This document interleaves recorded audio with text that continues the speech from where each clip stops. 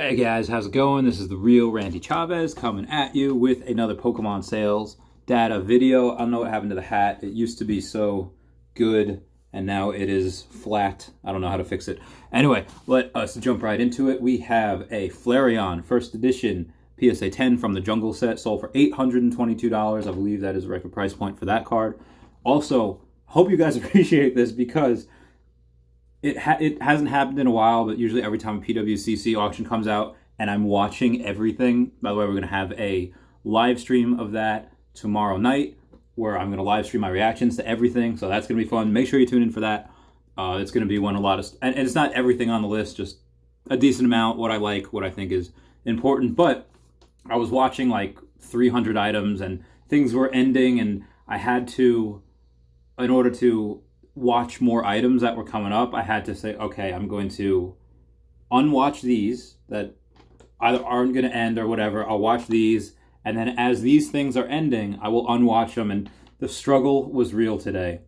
Anyway, moving back into it, we had a Hypno first edition PSA 10 from the Fossil set, sell for $296. We had a Dark Blastoise first edition PSA 9, sell for $325. That's like the fifth or sixth one that sold above 300, at around 325. When will the first one to be 400? I don't know. Blaine's Charizard first edition, raw. I would have given it like a 2 or a 3. Bunch of creases on the front, on the back, and sold for $107. So still, you can get a fucked up Blaine's Charizard first edition for $107. We have Blossom first edition PSA 9, sell for $72. Had Sabrina's Alakazam Gym Challenge first edition PSA 9, sell for $127. I love that one. I have, I think, only one extra in the 10 copy. As I think that one's very undervalued. Same thing as Giovanni's Nidoking. It's just me. Togetic Neogenesis first edition PSA 9, sell for $102. We had a Giovanni's Gyarados first edition PSA 9. Before I get into that sale, let me just get into this one. There's 118 PSA 10 copies. The cheapest one right now is like $693. It's like a British guy, or best offer. So let's say you get it for let's say you can get them down to $600. It's like $50 shipping, at tax, everything. So you'll pay around $7. I still think that's pretty undervalued because again, it's Giovanni's Gyarados, really cool. And outside of the 118 PSA 10 copies that has, you're looking at about 233 PSA 9 copies. And as far as sales history for the PSA 9s, one sold for $250 or best offer on the 24th of May. A PSA 8 sold for $125 on 17 May, and then one sold for $143 on 26 April. And also on 26 April, we had 9 sell for $204. So figure first edition PSA 9 Giovanni's Gyarados will sell between $200 and $250. So I think getting something for $600-$700 as a 10 is fantastic. I think that's going to be a $1,000 card eventually. Obviously, most all of these will, given time. But there's so few of them. Under 150. It's under 50 is like god tier rarity. Under 100 is like okay, this is really rare, and under 150 it's still hard to get. You're going to pay a premium for it. So Lieutenant Surge's Raichu Gym Challenge first edition PSA 9 sold for $115. Magneton first edition PSA 9 from Neo Revelation.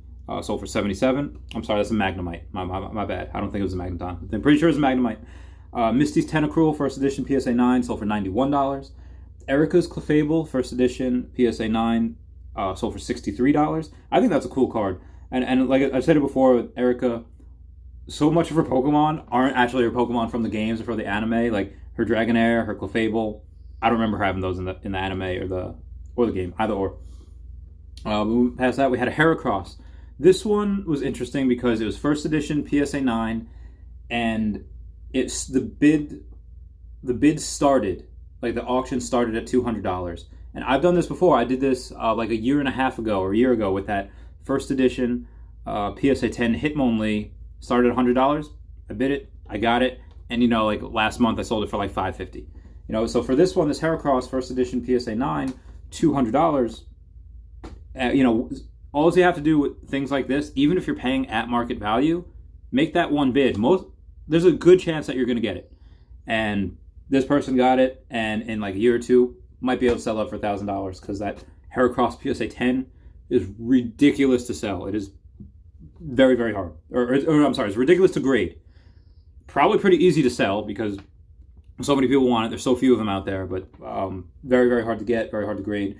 Moving past that, we have a T18, Typhlosion number 18. This is one that is more common. It's easier to grade. First edition PSA 9, sold for $560. We had a Blaine's Charizard, first edition PSA 8. So here's a couple of these. Now, these are ones that I didn't choose to follow because I was like, all right, an 8, $500, $600, maybe, but one sold for $800. And I was like, what? This is interesting. So I went back and I looked, and on 24 May, just a couple days ago, one sold for $850. And then on 21 May, one sold for $567. So the $567 is what I'd be used to because usually the 8 gets between 40 and 60%, or about half of what the 9 sells for. And if the 9 is getting like, $1,100, $1,000, somewhere in between there, I'm not expecting the 8s to get $800, $850, but they are. That's what's happening. That's what's going on. Blaine's Charizard is lit right now. We have a Misdreavus. This one, Misdreavus is so cool. Part of how I was able to capture those legendary dogs in Gen 2, or the legendary beasts in Gen 2, Entei, Suicune, Raikou, because you throw one Pokeball, or any type of Pokeball, might get them, most likely you won't. You have to either paralyze them, or you have to get them with Mean Look. I didn't know that many Pokemon in Gen 2 that knew Mean Look outside of Misdreavus. So you go in that freaking Silver's Cave, and you go in, and you get it, a Misdreavus, you can't just catch it, and then, which Misdreavus is very, very hard to get. It's like 5% encounter rate in that cave. But after you get it, you have to raise it up because fastest Pokemon moves first. If you try to use Mean Look, nope, they ran away. The freaking beasts are so fast. So I always love Misdreavus. Great respect for it, and especially from Neo Rev. I don't know which other sets Misdreavus is in, but first edition PSA 9, only 157 PSA 9 copies. It's only 14 PSA 10. So that is probably worth several $1,000s. I'd say 3 to 5, minimum 3,000. But 157 PSA 9s. This 9 sold for $401. So let's just say the 10 will sell for 5 times as much as this. $2,000? No, this one is going to be higher. If we go to 8 times, again 5 to 8 times, that's usually what it sells for. 8 times 3,200. I still think that's low. Upper end would be 10 times $4 grand. Yeah, that makes sense because there's so few of these. We have Espeon Gold Star. This one was interesting because it wasn't graded. I feel like the general consensus used to be grade them. Regardless of what it is, regardless of the shitty condition, you grade them. But we saw a 9, Espeon Gold Star from Pop Series 5 sell for $2,000 a couple days ago. And this one, which is, I would have given, again, it was raw, I would have given it a 7. The front looked fine. Maybe slightly off center, but for the most part, it looked pretty good. The back had a bunch of edge wear, a bunch of whitening.